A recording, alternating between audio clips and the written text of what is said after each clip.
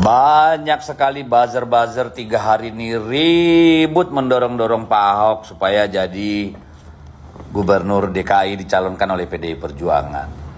Mereka menolak Anies. Ya ini buzzer kan kita tahu buzzer dari mana ya kan. Partai skemot apa skomet gitu kan. Ya jadi gini, untuk melawan Mulyono yang memang sudah tidak peduli apapun lagi, ya kita harus lebih gila itu aja sih kalau menurut saya. Iya kan? Kalau melawan Mulyono dengan cara-cara normal, dimakan kita sama dia. Ya toh? Jadi ya sabarlah. Ini bukan untuk Anies, ini untuk melawan Mulyono gitu loh.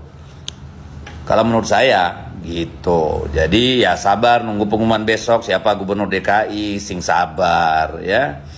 Sembari coba tuh bongkar-bongkar tuh tweet-tweetnya Pak Ridwan Kamil soal DKI selama ini gitu kan. Asik daripada mau dorong-dorong kita gitu ya suka-suka hati. Kagak, kita udah tahu otaknya. The enemy of our enemy is our friend, oke? Tapi bukan berarti our brother, just friend gitu. Jadi oke lah, kita kali ini membuat orang pusing. Masa kita terus yang pusing, oke? Ada pernyataan yang menarik dari Deddy Sitorus ya, salah seorang kader PDIP, anggota DPR ya, DPR terpilih juga, yang mengatakan banyak kader yang mendorong-dorong agar PDIP mencalonkan kadernya sendiri. Banyak buzzer ya yang mendorong-dorong agar PDIP mencalonkan kadernya sendiri yaitu Ahok. Dan tentu saja alasannya masuk akal ya. Karena Ahok itu elektabilitasnya nomor 2 setelah Anies Baswedan dan setelah Ridwan Kamil kan begitu. Setelah Anies Baswedan, Ahok, kemudian Ridwan Kamil. Dan ya dalam bayangan buzzer ini jauh lebih mudah mengalahkan Ahok ketimbang Anies. Karena Ahok itu suaranya sudah captive market. Tentu ada kelompok orang yang menyukainya. Tapi karena captive market, sementara yang dilawan adalah Mulyono, kata Deddy Sitorus, maka nggak bisa dengan cara yang biasa-biasa saja. Ya, ini bukan untuk Anies katanya, tapi untuk lawan Mulyono. Saya setuju sepakat dalam hal itu. Sama seperti pandangan saya terhadap PDIP misalnya. Ini bukan untuk PDIP, tapi untuk menegakkan demokrasi sesungguhnya. Tidak bisa demokrasi itu diacak-acak dengan cara yang kasar, yang tidak sesuai dengan tujuan berdemokrasi atau berpilkada secara langsung. Masa semua dibeli? Semua partai politik digabungkan jadi satu. Semua partai politik kemudian hanya mencalonkan satu calon dan tidak mungkin bisa terwakili semuanya. Tapi yang terjadi adalah seperti istana sedang menjanjikan gula-gula kepada partai-partai yang mau bergabung. Ayo gabung. Nanti Anda akan dapat kursi-kursi kekuasaan sehingga tidak ada lagi suatu nilai yang ideal. Misalnya ketika PKB teriak perubahan ternyata dia berubah.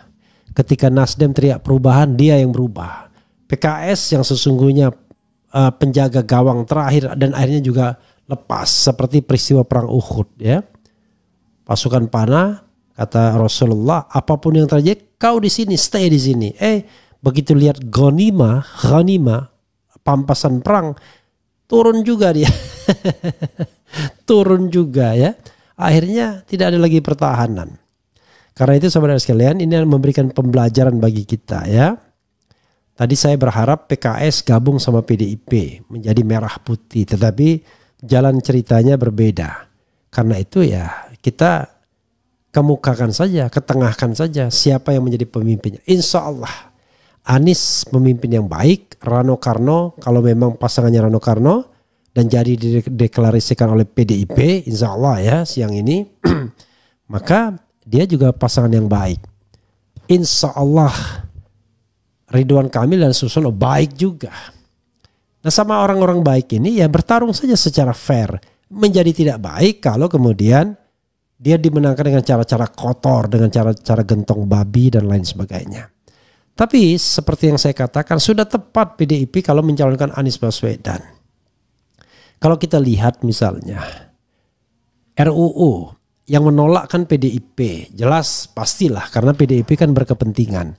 Tapi di lapangan tanggal 22 itu selain komponen mahasiswa, banyak sekali pendukung-pendukung Anies Baswedan. Saya ingat di mobil komando yang orasi kan, sampai kemudian Iwan Tarigan, salah seorang relawan Anies Baswedan, diturunkan oleh tim Anies Baswedan sendiri agar jangan terlalu banyak orang Anies yang bicara. Karena saya dianggap orang Anies, Tom Lembong memang orang Anies, kemudian Vina yang dari Center Indonesia orangnya Anies. Jadi saking kemudian yang turun ke lapangan itu adalah relawan-relawan yang selama ini bersemangat melawan Mulyono, melawan Mr. J ya.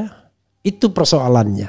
Jadi mereka mengalami kemuakan luar biasa yang diekspresikan dengan demo anti RUU yang mengebiri atau mau menihilkan atau menyampingkan putusan Mahkamah Konstitusi yang sebenarnya bagi saya dan bagi banyak orang putusan yang baik-baik saja. Dan jangan lupa, ini saya ada rekaman lama Kodari ya yang bangga mengatakan bahwa jangankan pilkada, presiden pun dia bisa kendalikan pemilihannya pilpres oleh Kodari. Diputer ya. Ini Kodari keceplosan simpen ya postingan ini, ada yang ini ke saya. Tetapi mudah-mudahan tidak terjadi lagi ya. Dan kita juga mengucapkan congratulations kepada Airin ketika dilepeh oleh Jokowi ya, atau Erlangga atas perintah Jokowi ya, itu dicalonkan oleh PDIP juga karena akhirnya PDIP mampu standing alone mencalonkan ini ya. Jadi sahabat era sekalian, sekali lagi ya, ini hal yang menurut saya baik-baik saja ya. Kompetisi itu sehat kok. Jangan Anda grabbing semua kekuasaan mau diambil ya. Kalau misalnya mendapatkan kekuasaan itu dengan cara yang baik-baik saja ya boleh. Tapi kalau dengan cara yang tidak baik ya janganlah. Jadi sekali lagi sobat RH sekalian, mudah-mudahan Anies dan Rano memang betul bisa berlayar dan tetap dan bisa diumumkan segera ya siang ini. Dan mereka para relawan juga bisa menyalurkan energi positifnya untuk mendukung pasangan Anies Rano ini. Yang jelas Rano Karno mengingatkan kita pada sidul anak sekolahan di satu sisi, tapi juga mengingatkan kita kepada film yang monumental ketika saya masih SD, yaitu Gita Cinta dari SMA dan Puspa Indah Taman Hati ya. Mengingatkan kita dengan Yesi Guzman dan Lydia Kanda, terutama Yesi Guzman ya.